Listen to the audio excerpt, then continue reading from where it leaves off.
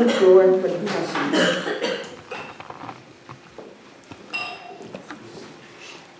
Thank you very much for three very exciting and interesting papers, revealing as well.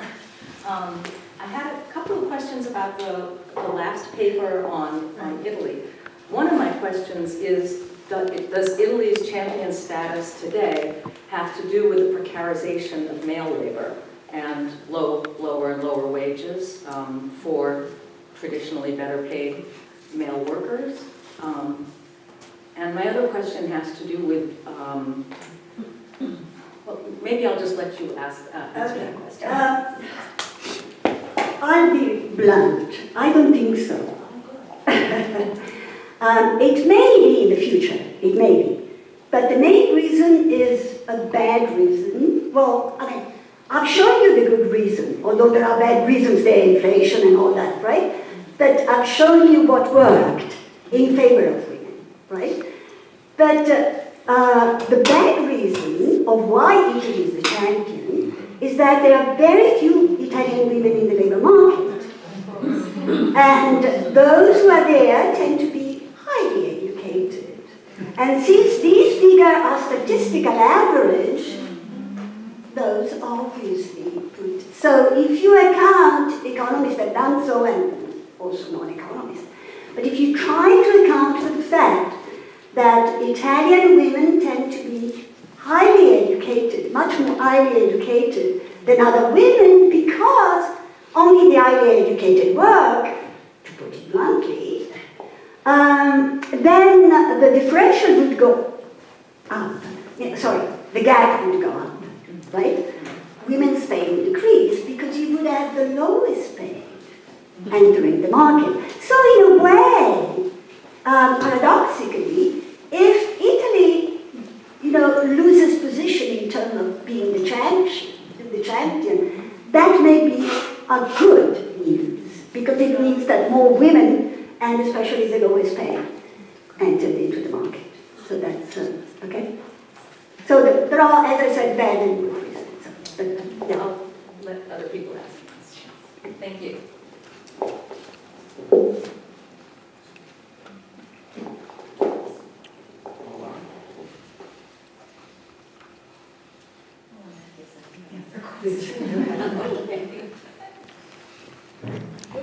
Thank you very much for all very interesting papers. I have one question for you about the legacy of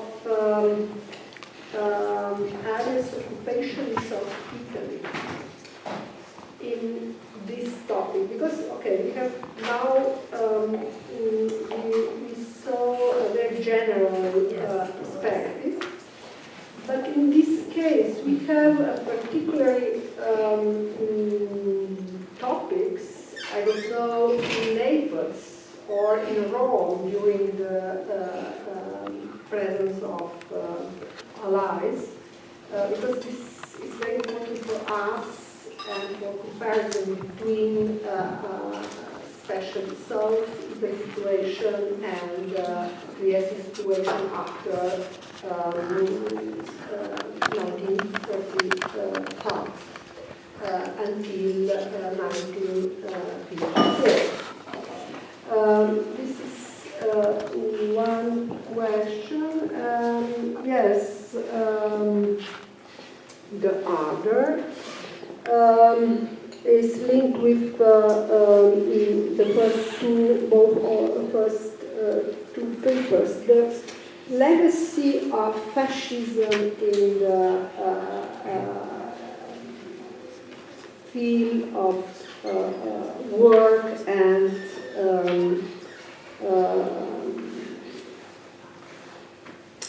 human work, and especially the question of the continuity of the legislation, but also of the functional, the class of clerks and others who manage, the new administrative legislation. Thank you.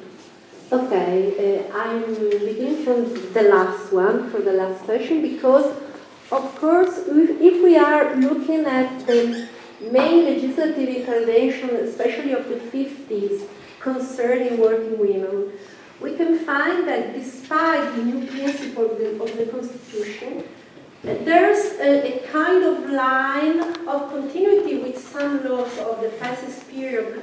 For example, my reference is to the law of the 1950 concerning motherhood. That law about the protection of working women during the period of motherhood and so on was not very different from the fascist law of the year 1934. There was a clear linkage before and after. For example, the position of fathers, working fathers, was not considered at all. So the law was something that take on a tradition which was that of the 30s.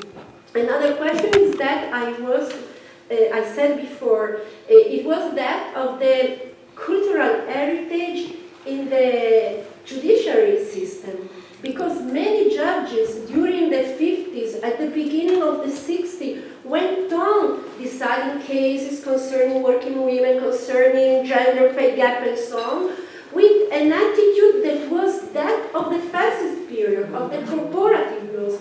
They had not any attitude to see discriminatory question of gender topics at all. So we have to wait really the mid-60s and then the 70s to see a real change in the attitude of the legislator first, but also in the attitude of the jurisprudence.